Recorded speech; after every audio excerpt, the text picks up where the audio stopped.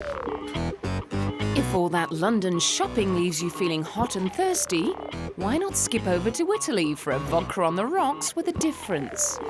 Based on the Ice Hotel in Sweden, Milan's Freezebox offers a corner of Lapland near the Mediterranean, with ice glasses, an ice bar, ice tables, an ice sofa, even ice lights.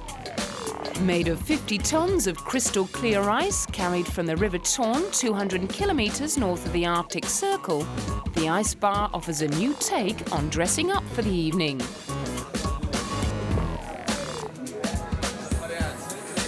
The refrigerated room is kept at -5 degrees Celsius, and visitors will only be allowed to stay in for half an hour.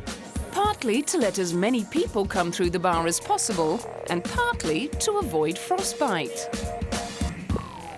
You know, this is pure ice, directly from the river. We are harvesting this ice in March every year, February, March. And then we are making such blocks or ice glasses from real ice from Torne River. After 6 months, it will be time to rebuild the bar from ice already in storage in Milan, and more blocks will then have to be harvested from Lapland. The ice will be worn away over the months as people touch the ice and their breath starts to melt the thick, clear blocks. Some ice has been already brought here in Milano and is being kept in a big store, and some other will come. And the nice part of it is that we can design it completely new every single time. And so we can put our ideas, we can put our style, and we can also have some Italian stylist or designer to help us in doing this. While Milan's fashion crowd see going out for a drink as an opportunity to dress up, all of that goes out of the window as they are clad in thermal hooded capes with fleece gloves attached. As guests grab their vodka cocktails in square ice glasses, waitress Mia Nilsson compares Milan's coolest night spot to the one in Sweden. It's much alike, but the one in Stockholm is smaller, and this was the first one, so we tried a lot of things there, so it's a little bit different. Although she confesses, guests reaching for their square glasses do have one concern. If they're going to stick to the glass, but they're not. And while sipping their cool drinks, visitors can pull up the hood of their capes and pretend to be somewhere in the Arctic instead of on the streets of Europe's most desirable city. Well, I can look out and see the roofs and the streets of Milan, but I feel like this evening I'm well and truly in Lapland.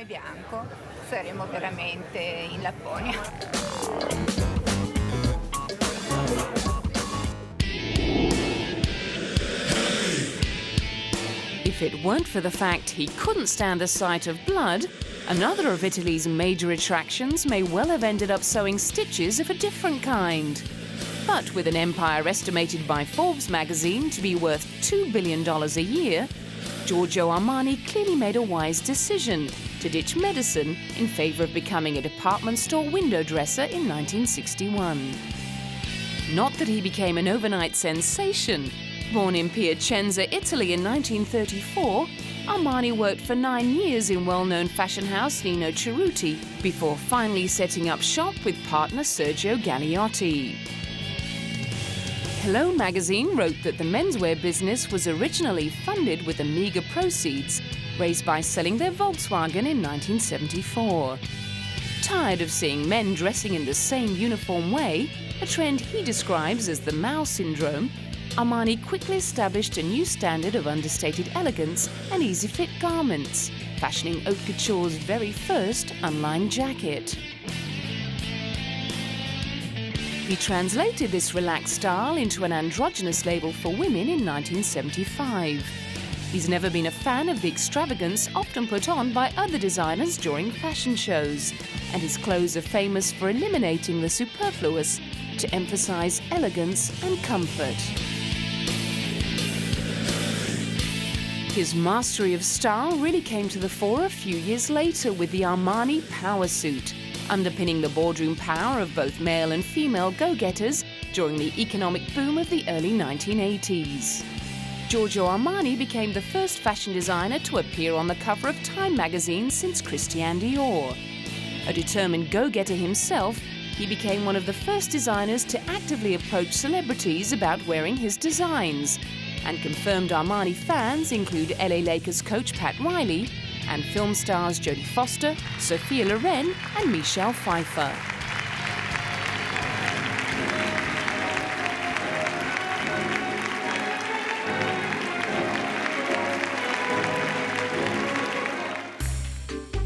At a recent Armani retrospective at the Royal Academy of Arts in London, more than 500 of his garments were on display, many of which started life on the red carpet at the Oscars or in one of the many films and stage productions Armani has designed the costumes for. His impressive list of film credits include gangster classic The Untouchables, along with Cadillac Man, Stealing Beauty, Ransom and The Comfort of Strangers. He set a trend with Eddie Murphy's famous suit in 48 hours, although he takes a dim view of the current passion for fads. Now everything is a trend, everything is mixed. Not even creators have a personality. Trend kills creativity, it kills personal research. If one has the gift to be creative, then one has the right and the duty to be creative and show it. It's what I've always been trying to do.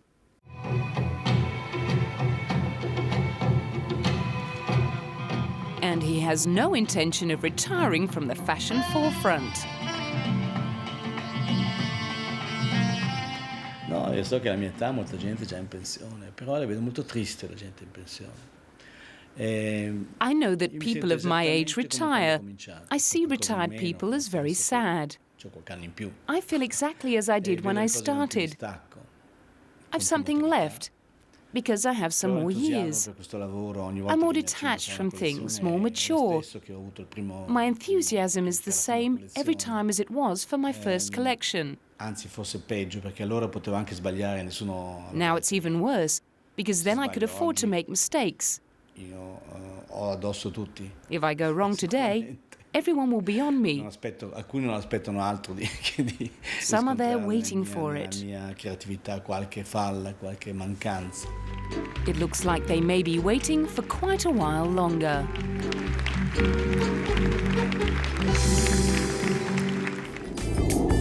Coming up, Michelangelo.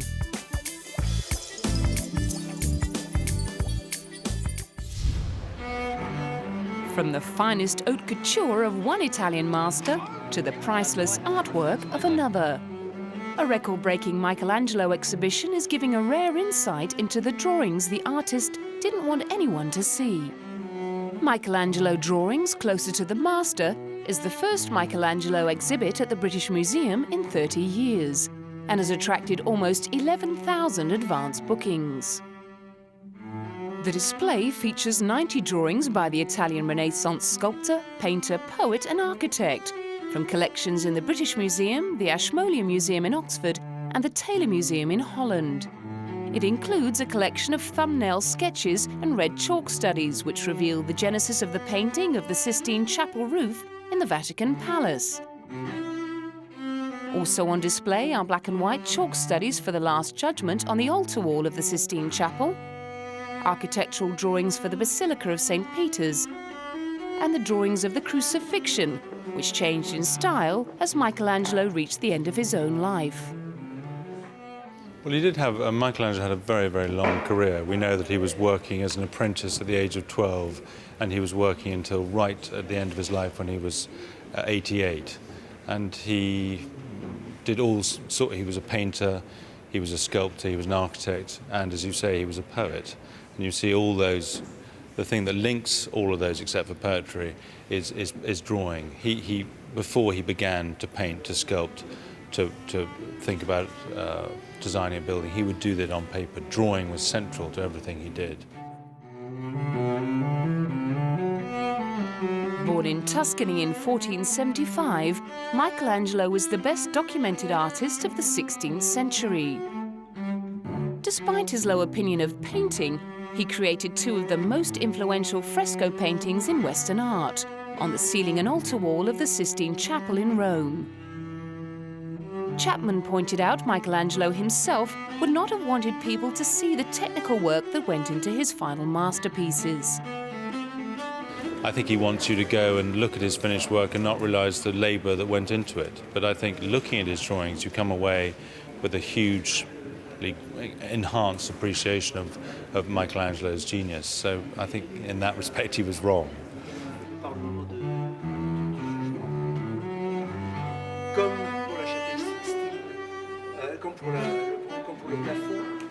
Chapman believes the collection at the British Museum sheds a unique light on the man behind the masterpieces and his techniques.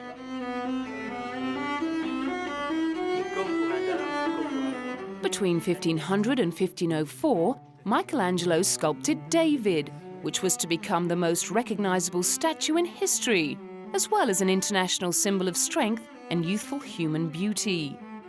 I think you do gain an understanding about Michelangelo by looking at his drawings. You get an idea that how amazingly hard-working he is, how driven he is. He's not somebody who's going to accept the mediocre. He's always going to keep on working and refining and working out ideas on paper until he's reached a satisfactory conclusion. And the other thing that we see is a really great religious artist. Michelangelo was somebody who really believed in heaven, believed in hell, and that gives his religious art an incredible power. Working right up until his death at the age of 88, Michelangelo spent the last few years of his life making a number of drawings of the crucifixion, writing much of his finest poetry, as well as carving the Pieta, which was originally intended for his own tomb.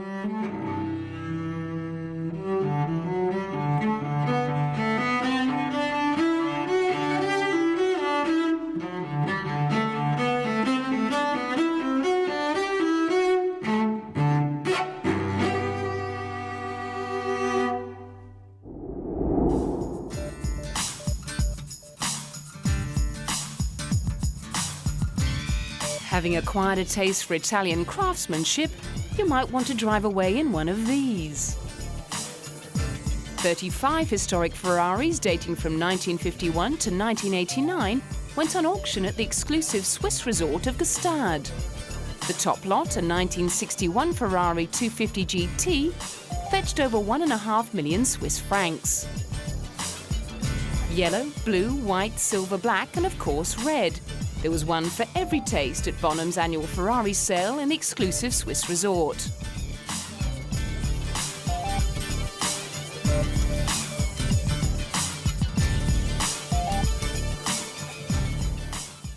Should we say 475? 475 is bid at 475. 1,475,000 against you now, so another 25. Bonham's Europe's fourth Ferrari sale took over $5 million US. 1475. 15? 1,475,000. It's going away, sir. The nicest, the quickest of these you'll find. 1475, proven race history. And selling now. If there's no better bid, it's against you. We're selling the car. Are you all done? No more? The Queen Mary II may no longer reign as the world's largest cruise ship, but it still wears the crown when it comes to luxury. Relaunched in 2003 after a £550 million overhaul, Cunard's prize superliner spends most of the year ferrying guests between Southampton in England and New York.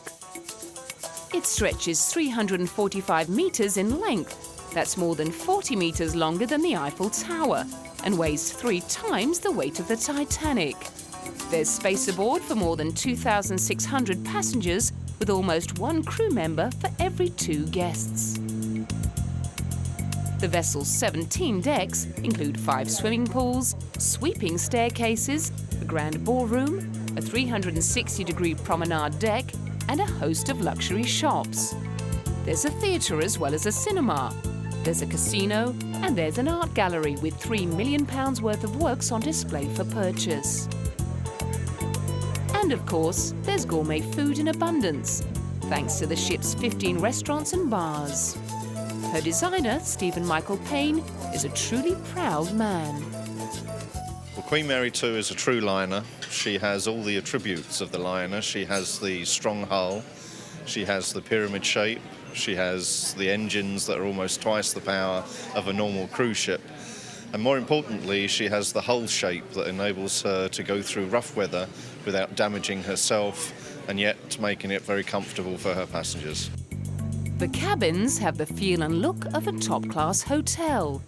Each Queen Mary II stateroom is matched with a reserved table at one of the ship's sea view restaurants, and complimentary room service is available 24 hours a day.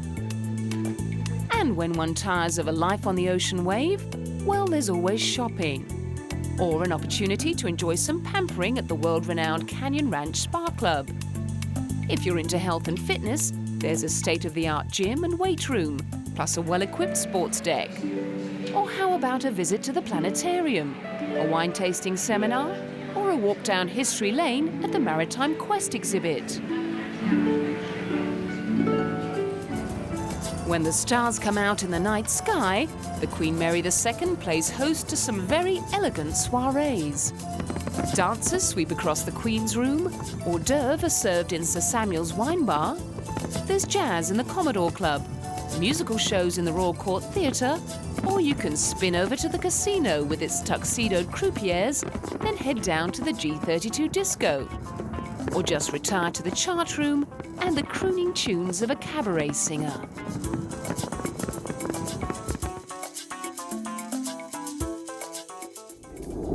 Next time on Desire, a look at the very glamorous life of Nicole Kidman. We go backstage with Italian icon Valentino. We sneak a peek inside the world's most expensive car. And take a tour of the very royal Monaco. Remember to be careful what you wish for. You may just get it.